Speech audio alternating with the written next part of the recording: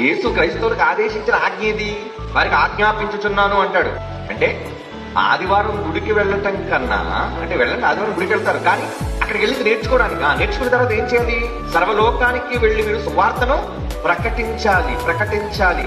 ఆదివారం వెళ్ళి వినాలి, బడి కదా, గుడి అంటే బడి, వెళ్ళి వినాలి, ఆ విన్నది బయటికి వెళ్ళి ప్రకటించాలి. వినాలి, నేర్చుకోవాలి, ప్రకటించాలి. అంటే గుడికి వెళుతుంది పని చేయడానికా, నేర్చుకోవడానికి. మరి పని చేసేది ఇప్పుడు లోకంలోనికి వెళ్ళేటప్పుడు, సువార్త ప్రకటించడానికి వెళ్ళేటప్పుడు. లోకంలో క్రైస్తవులు అందరూ సువార్త మానేశారు, ఆదివారం గుడికి మాత్రం ఖచ్చితంగా వెళ్ళిపోతారు. గుడికి వెళ్ళి వచ్చేసి దేవుని పని అయిపోయిందని కూడా దేవుని పని కాదది.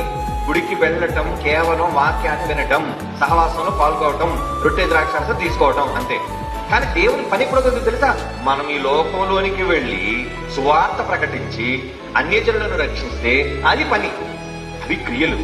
అప్పుడు మీరు విశ్వాసులు. గుడికి వెళ్ళిన వాడు విశ్వాసి కాదు.